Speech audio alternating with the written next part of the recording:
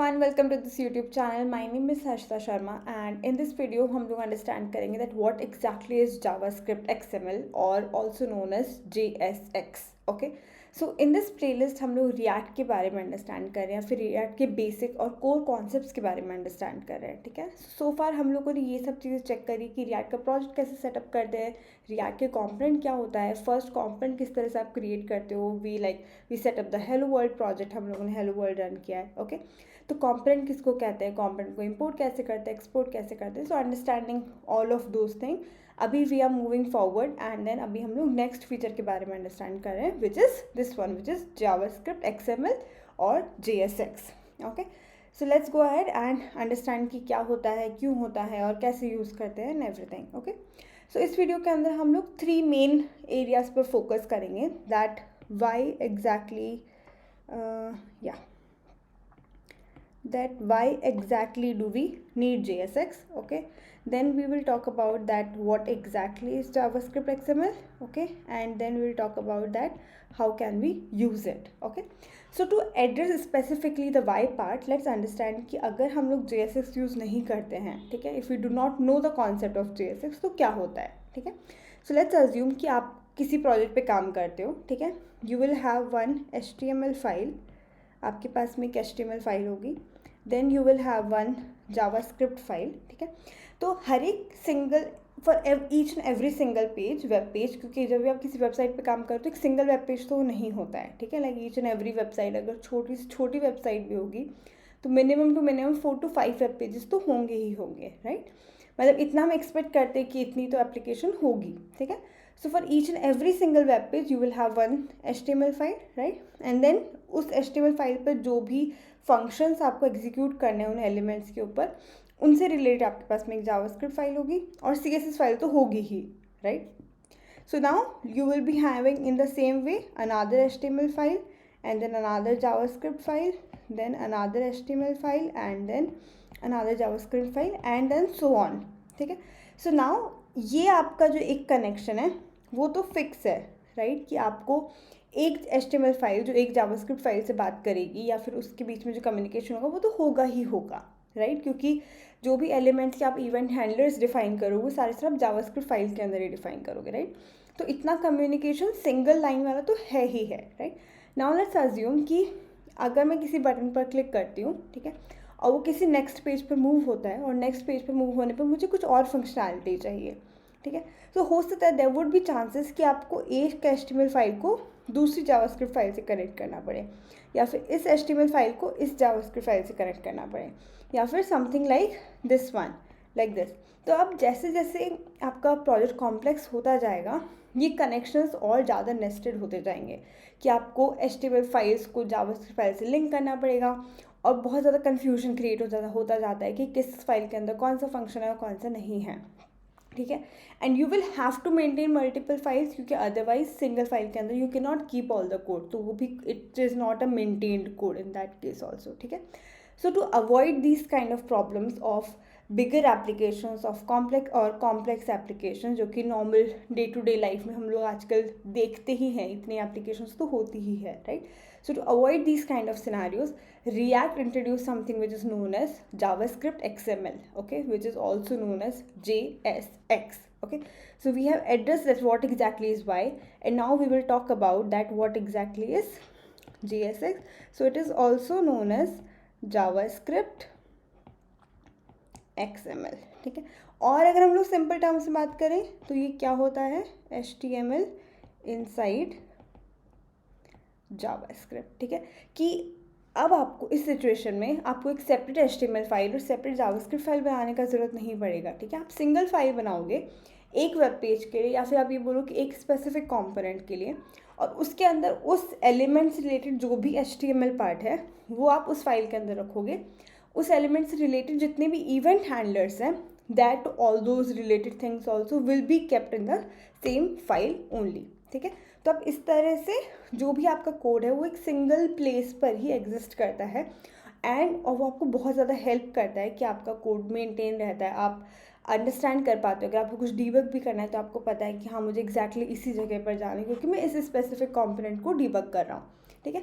तो it helps you a lot. तो हम लोग किस तरह से लिखते हैं जावास्क्रिप्ट JSX को, इस बेसिकली कि आप एक जावास्क्रिप्ट फाइल क्रिएट करते हो, जावास्क्रिप्ट फाइल क्रिएट करते हो। इस फाइल के अंदर आप एक फंक्शन लिखोगे, you will be writing one function. तो मतलब अभी का जो टाइम है, we are more leaned towards functional component, तो हम लोग इसलिए फंक्शन बोल रहे हैं। या फिर या तो आप फंक्शन लिखोगे या फिर आप क्लास लिखोगे, ठीक है। आप जो भी लिखोगे उसके बाद में ईदर फंक्शन और क्लास, ये जो दोनों जो भी हैं उससे आपको रिटर्न होगा हमेशा, it will return you HTML, ठीक है। ये आपके HTML एलिमेंट्स को रिटर्न करेगा। So now this is something which is known as your JSX, कि आप मतलब एक जावास्क्रिप्ट फाइल के अंदर HTML लिख पा रहे हो। इन द सेम वे ये जो HTML आपने यहाँ पर लिखी है एट दिस स्पेसिफिक प्लेस, इस HTML के अंदर भी आप वापस जावास्क्रिप्ट लिख सकते हो, ठीक है। So this is what is known as your JSX। क्या होता है, आप किस तरह से उसको इम्प्लीमेंट करते हो, हमको क्यों यूज़ करते हैं जावास्क्रिप्ट XML को और JSX को हम क्यों यूज़ करते हैं, ठीक है। तो अब हम ये करते हैं कि हम लोग एक कंपोनेंट क्रिएट करते हैं कि किस तरह से हम एग्जैक्टली एक JSX फाइल, JSX कॉन्सेप्ट को किस तरह से यूज़ करते हैं वाइल क्रिएटिंग अ कंपोनेंट, ठीक है। So let's open VS code. ये हम लोगों ने लास्ट वीडियो के अंदर क्रिएट किया था। वी कैन मतलब हम लोग यहीं पर ही एडिट कर सकते हैं, so that we have this test component create करना है हमको बेसिकली, ठीक है। तो सबसे पहले what you have is that कि आपके पास में एक जावास्क्रिप्ट फाइल है, you have a JSX file which has extension of .JSX, ठीक है। आपके पास में एक JSX फाइल है, इसमें से आप बेसिकली एक एक्सपोर्ट डिफ़ॉल्ट फंक्शन, आप एक फंक्शन को एक्सपोर्ट कर रहे हो, ठीक है। इट्स नेम, हम लोग इसका नेम दे सकते हैं टेस्ट कंपोनेंट, ठीक है। एंड देन हम लोगों ने इसका टेस्ट कंपोनेंट दिया। अब हम इसके लिए कहते हैं कि ये जो है वो बेसिकली एक HTML को रिटर्न करता है, ठीक है। सो वी कैन से कि okay fine, this is HTML and then hello test JSX, ठीक है। ये हम लोगों ने इस कंपोनेंट के अंदर ये HTML पार्ट लिख दिया, ठीक है। सो नाउ अब आप इसको जब रन करोगे, so since our application is already running, तो आपका जो भी आपने कंटेंट लिखा है उसके अंदर वो कंटेंट यहाँ पर विजिबल होगा, okay. Now another thing is that कि ये क्या सिचुएशन है कि आपने एक जावास्क्रिप्ट फाइल के अंदर HTML लिखा है। व्हाट इफ अगर मुझे इस HTML के अंदर जावास्क्रिप्ट लिखना है, which means let's take an example कि आपके पास में कोई वेरिएबल है, ठीक है। सो कॉन्स्ट यूज़र नेम, ठीक है, end user name is your John, ठीक है। अब हमारे को इस यूज़र नेम को यहाँ पर प्रिंट करना है। तो जब भी आपको इस HTML के अंदर जावास्क्रिप्ट को यूज़ करना है, बहुत सिचुएशंस आएंगे ऐसे जब आपको HTML के अंदर जावास्क्रिप्ट को लिखना होगा, तो उस सिचुएशन में आपको कर्ली ब्रैकेट्स यूज़ करना है, ठीक है। You have curly brackets and then you can write down जो भी आपका वेरिएबल का नेम है, you can print this and then you can see your output over here, ठीक है। तो बहुत ही सिंपल सा स्ट्रक्चर है, कुछ भी बहुत डिफिकल्ट नहीं है, बहुत ही सिंपल सा स्ट्रक्चर है कि हाँ आपके पास में एक फंक्शन है, आप जो बेसिकली कुछ HTML को रिटर्न करेगा, उस HTML में अगर आपको वापस जावास्क्रिप्ट लिखनी है तो आप कर्ली ब्रैकेट्स के अंदर लिख सकते हो, ठीक है। Each and every single thing you can right, if and else statement लिख सकते हो आप, फॉर ईच लगा सकते हो, लूप लगा सकते हो, प्रॉमिस लगा सकते हो, आप सब कुछ लगा सकते हो इनसाइड दिस वन, ठीक है। इट्स जस्ट दैट कि आपको बस मेक श्योर करना है कि आप कर्ली ब्रैकेट्स के अंदर कर रहे हो, ठीक है। Now next thing is that कि जस्ट बिकॉज ये एक नॉर्मल जावास्क्रिप्ट नहीं है, ठीक है, it is not a normal plain JavaScript, ठीक है। तो क्या होता है कि ब्राउज़र जो होता है वो इसको अंडरस्टैंड नहीं कर पाता है, browser does not understand that what exactly is JSX, ठीक है। तो what happens is that, let's go back to the writing, yes. तो जो आपका ब्राउज़र होता है जो ओरिजिनली काफ़ी इंटेलिजेंट है, राइट, पर वो इस चीज़ को अंडरस्टैंड नहीं कर पाता है, ठीक है। सो ब्राउज़र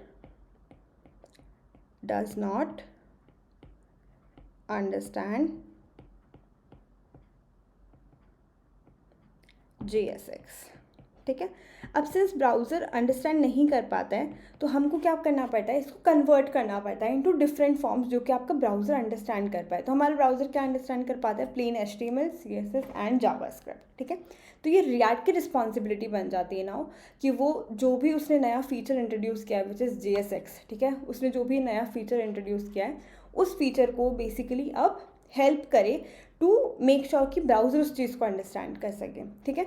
तो बेसिकली ये जो भी हम JSX लिखते हैं वो कन्वर्ट होती है आगे जा कर के React dot create element function के अंदर, ठीक है। So we do have some, इसलिए मतलब I am explaining this to you right now is that कि हम लोग, क्योंकि ये JSX एक नॉर्मल जावास्क्रिप्ट या HTML नहीं है, ये एक प्रॉपर फीचर है जो कि रिएक्ट के अंदर डिफाइंड है, राइट। तो इस वजह से इसके साथ में कुछ लिमिटेशंस हैं कि आपको you won't, it has some rules basically, ठीक है, कि आप मतलब आप इसको कुछ भी रैंडम तरीके से नहीं यूज़ कर सकते हो, जैसे हम नॉर्मल किसी भी HTML को यूज़ करते हो वैसे हम उसको नहीं यूज़ कर सकते हैं, ठीक है। बिकॉज क्यों why, what is the reason behind it is that ये जो JSX है which you have return inside your component, ये कन्वर्ट होती है into this function React dot create element, ठीक है। तो जो भी आप एक सिंगल कंपोनेंट क्रिएट कर रहे हो वो एक सिंगल एलिमेंट बनता है HTML DOM ट्री पर जा कर के, ठीक है।